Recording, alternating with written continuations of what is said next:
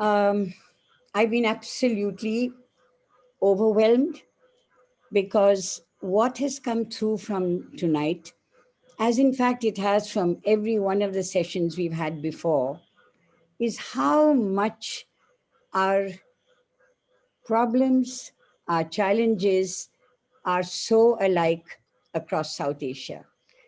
One of my exciting memories, and I don't think you will remember this, Zafrullah Chaudhry Saab, but nearly 40 plus years ago, on my first visit to Bangladesh, I came and spent 3 amazing days at Ganeshwasta Kendra. That was when I met you first. And I remember the excitement with the ideas and the possibilities that we could take some of these back and apply them, not just in India, but in across the region. I've been listening to a lot of the words that we have been using throughout this evening. They're not new. We've talked about charters, about sharing knowledge, collaboration, the issues about rural areas. We live in a rural area. Today, I've been transplanting some paddy, and that's what Zafrullah Saab made us do when we visited Ganeshwasta Kendra those many years ago. And we've been planting trees, and we've been working with women. And I hear what Vandana and others have been saying, that yes, it is women who are the primary caregivers, the health workers, the frontline workers, and yet the there has been little or no change in the kind of violence, in the kind of subservience, in the kind of overwork and everything that they are subjected to. We've talked about the need to view health as a human right, and we're talking about medical visas across the region. But when we actually come to the bottom line, I think, and I'm looking at the numbers who have been here this evening, listening to this amazing session, which people have taken a lot of trouble to bring together, to identify doctors and others from not just South Asia, but also in North America, to come together and talk about these problems. We need to have had 200 people as participants. Our maximum this evening, I've been looking at this, was about 47. And I think that this is for me a very telling indicator of what it is that actually we need to be doing, which is, yes, all the charters are good, the statements are excellent. And I think that we have been doing it, we've been signing petitions and all the rest of it. How do we build a much stronger people's awareness who are able to then put aside, discount, and challenge our governments on the narrow, hate filled agendas, which is what we are being distracted with. It's fundamentalism, it's communalism, and it's various other forms of discrimination, whether it's gender or religion or caste or whatever it is. Unless we are actually able to do that, to bring the sense of, yes, South Asia, how do we view each other? And I wanted to bring in one dimension that I was mentioning to Bina last night. All of these are big problems that we are dealing with. We are going to very soon face two other problems which all of us in South Asia will have to deal with, which is climate change, global warming, and the practical problem of more climate refugees who are going to be wandering across the region desperate because they're going to lose their homes, they won't know where to go. And if present, shall we say, policies that we are seeing in this country are anything to go by, nobody is in any mood, it looks like, to take in any migrants or refugees of any kind. So what I think we're looking at, if we're wanting to look for a way forward, is a more humanitarian way of linking with each other, is ways in which we are going to be able to put the pressures on our governments in this region. And I think to build awareness amongst the people in this region. I see today we haven't had representation from some of the countries in our own region, and I realize that all of us actually have to work much harder.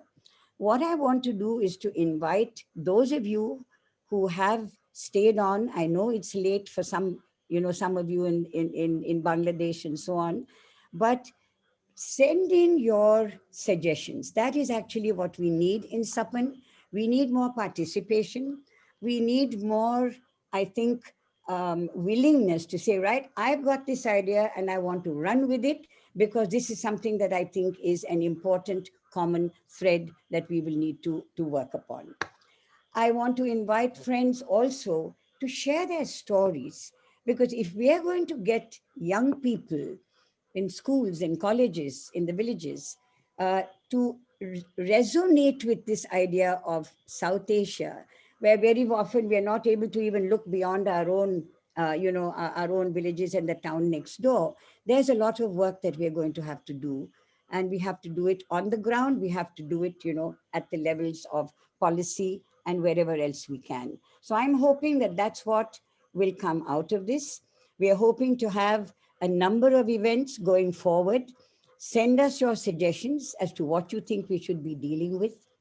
I want to also mention, and Veena has said this even earlier, although our formal session is coming to an end, what we do want to encourage is those of you who have were burning with ideas, desperate to say something, haven't had the time now, to please stay on and be part of a informal, event that we will carry on after the formal event is over.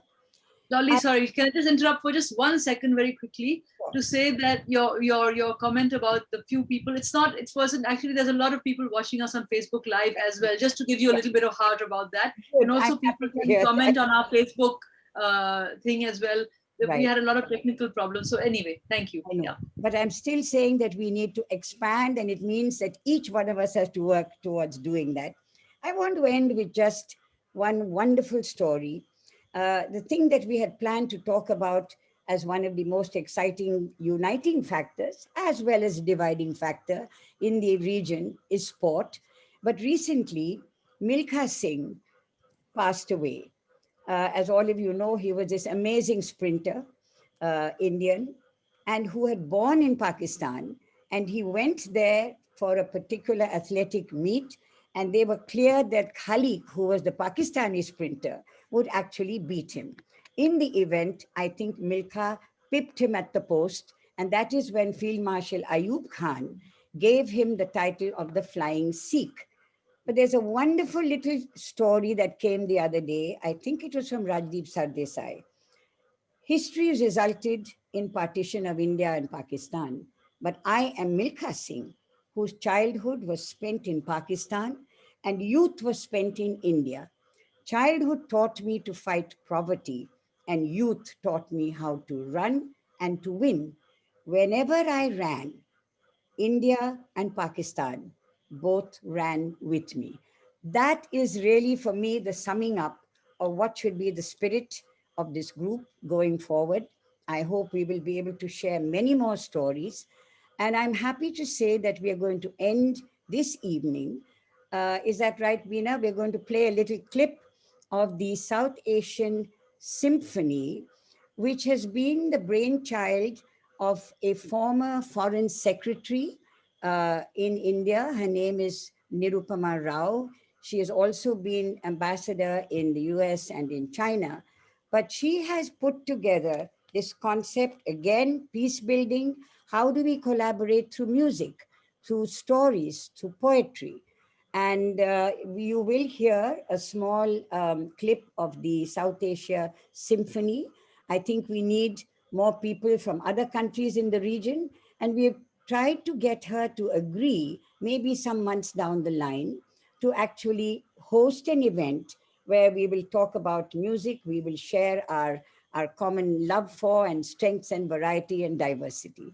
So with that, I think I'll just like to thank every one of you for having been here. It's been exciting. I think it is showing us the huge potential that lies ahead. And really for the team, Beena, Vishal, others of you, Mandira, Priyanka, many others, whom I don't even know how many work behind the scenes. But to put something together like this means a lot of hard work. And once again, well done, bravo. And it's just been fabulous.